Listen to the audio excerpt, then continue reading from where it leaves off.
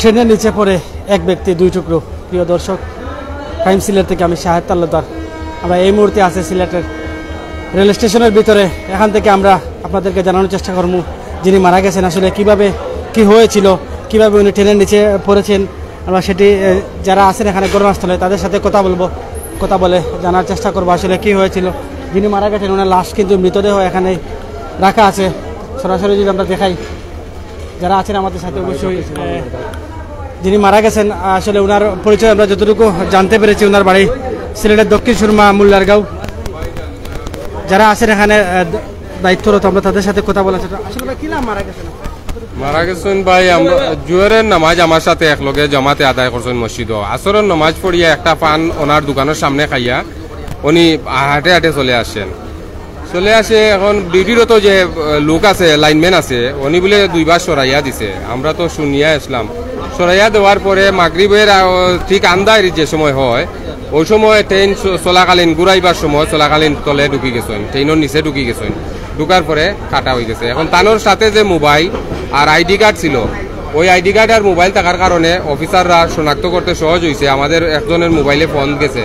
Phone যাওয়ার পরে আমি মাতিছি ডিউটি অফিসারের সাথে।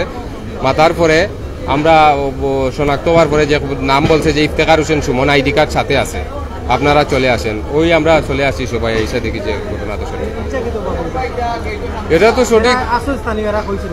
স্থানীয় যারা ডিউটি ম্যান আসিল, যারা লাইনম্যান আসিল, আমরা ওদের সাথে আলাপ করছিলাম যে ওরা দুইবার ওনাকে নিষেধ দিছে যে এদিকে যাইয়েন না, এদিকে যাইয়েন না। এরপরে উনি গেছে, না শুনে কথা না শুনে চলে গেছে। ঘটনাটা 5:45 ওই রকম হবে। ইফতেখার হোসেন সুমন, আনুমানিক বয়স হলো 40 থেকে 42। তাই আগে ওনার ব্যবসা ছিল, ওনার বাবার ব্যবসা ছিল, স্টেশন রোড ফল ব্যবসায়ী ছিল। স্টেশন রোডের ফল ব্যবসা চলে যাওয়ার পরে উনি একটা আইসিটির মামলায় পড়ে গেছিলেন। পড়ে যাওয়ার পরে ওনারা সবাই ভাই বোন তো আলাদা আলাদা। ওনার অর্থনৈতিক দিক দিয়ে দুর্বল হয়ে যায়, ফ্যামিলি চালাইতে অনেক কষ্ট হয়। ওই মানসিক ভারসাম্যহীন হারিয়ে ফেলছেন কিছুদিন ধরে ওনার অনেক দিন ধরে মানসিক সমস্যায় উনি ভুগতেছেন। আমাদের বলছেন, আমি জিজ্ঞাসা করছি, আমারে বলতা যে ভাই আমার মাথায় সমস্যা করে, চাকরিতে কোনো দোকানে গেলে রাখে না, মানুষের লোকে রাখে না। ওই সমস্যা চলতেছে অনেক দিন ধরে, আর আজকে এই ঘটনা ঘটল। দর্শক, যিনি মারা গিয়েছেন ওনার আত্মীয় স্বজনরা এখানে আসছেন। আমরা যতটুকু জানতে পেরেছি ওনার বাড়ি দক্ষিণ সুরমা মুল্লারগাঁও ইউনিয়নে ওনার বাড়ি। উনি এখানে যারা ডিউটিরত ছিলেন ওনারা ওনাদেরকে জানিয়েছেন যে আসলে উনি মারা গিয়েছেন, যেটা অনেকটা আত্মহত্যার মতন যিনি ঘটিয়েছেন। যারা এখানে স্থানীয় আছেন ওনাদের সাথে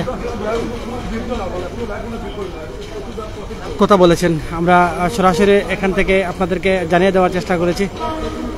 উনি আসলে কিছুটা ডিপ্রেশনে ছিলেন, যেটি আমরা জানতে পেরেছি। যারা আছেন আমাদের সাথে আমরা সরাসরি রেল লাইন থেকে দেখানোর চেষ্টা করছি আসলে যেখানে ঘটনাটি ঘটেছে।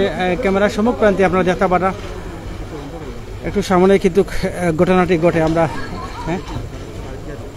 আর যারা এখানে স্থানীয়রা আসছেন এবং ওনার আত্মীয় স্বজনরা যারা আসছেন ওনারা বলছেন যে বাড়িতে গিয়ে কিন্তু ওনারা বিবৃতি দিবেন এবং জানাবেন আসলে উনি কেন এমনটি করছেন বা কেন এই কাজটি উনি করেছেন, যার জন্য ওনারা এখন আর কিছু বলতে চাচ্ছেন না। আমরা সরাসরি রেল স্টেশন থেকে আপনাদেরকে আমরা দেখানোর চেষ্টা করছি। যারা এখানে দায়িত্বরত ছিলেন ওনাদের সাথে ওনারা কথা বলেছেন। কথা বলার পরেই কিন্তু ওনারা জানতে পেরেছেন যে উনি 2-3বার কিন্তু চেষ্টা করেছেন ট্রেনের নিচে পড়ার জন্য এবং শেষমেশ কিন্তু উনি ট্রেনের নিচেই পড়ে যান এবং ঘটনাস্থলেই তিনি লুটিয়ে পড়েন এবং মারা যান। আমরা সিলেটের রেল স্টেশন থেকে আপনাদেরকে জানানোর চেষ্টা করেছি। যারা কমেন্ট করছেন সাউন্ড ক্লিয়ার আছে কি না একটু জানাবেন এবং কে কোথা থেকে দেখছেন একটু আপনাদের মূল্যবান মতামত আমাদেরকে একটু জানিয়ে দিবেন। আমরা সরাসরি কিন্তু দেখানোর চেষ্টা করছি। যিনি মারা গেছেন ওনার লাশটি কিন্তু আমাদের ক্যামেরার সম্মুখ প্রান্তেই আছে। যারা এখানে আছেন তাদের সাথে আমরা কথা বলেছি এবং যে স্থানটিতে ঘটনাটি ঘটে আমাদের ক্যামেরার সম্মুখ প্রান্তে কিন্তু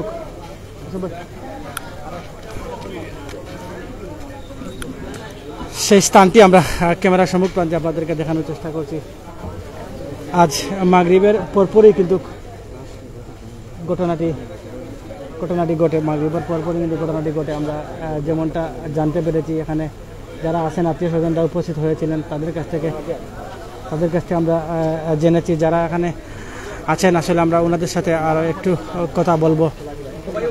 উনি আসলে যিনি মারা গেলেন কেমন ছিলেন, যদি একটু মানুষ বিশাল পালা আসলা, বাট তখন আসলে লাইফটা আমরা মানে মনে করিলাম একটা সমস্যা চলে বুঝছেন, বাদে করবানি। আচ্ছা ঠিক আছে।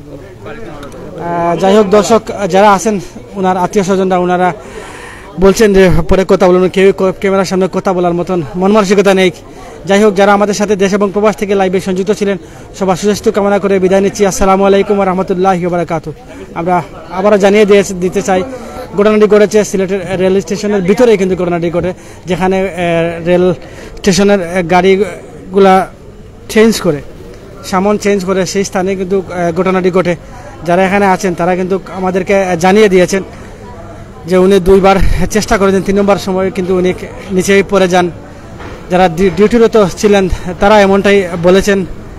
আমরা রেল স্টেশনের ভিতর থেকে লাইভটি সরাসরি সম্প্রচার করছি। আপনারা ওনাদের আত্মীয় স্বজনের কথাও কিন্তু আপনারা শুনেছেন। ওনারা আসলে খুবই বাকবিদ্বন্দ্ব, ক্যামেরার সামনে কথা বলতে পারছেন না।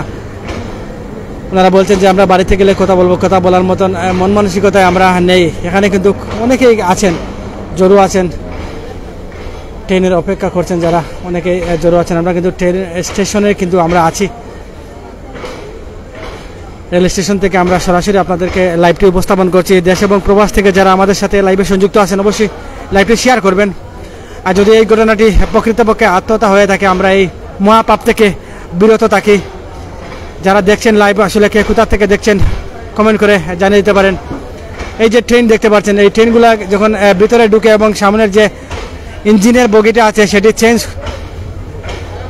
করানো হয়, সেখানে কিন্তু চেঞ্জ করার যে মুহূর্তে এই সময়ে যেটি ঘটেছে আমরা ওনারা বলেছেন আমাদেরকে। যাই হোক, যারা আমাদের সাথে দেশ এবং প্রবাস থেকে লাইভে সংযুক্ত হয়েছেন এবং পরবর্তীতে সংযুক্ত হবেন, সবার সুস্বাস্থ্য কামনা করে বিদায় নিচ্ছি। আসসালামু আলাইকুম ওয়া রাহমাতুল্লাহি ওয়া বারাকাতুহু।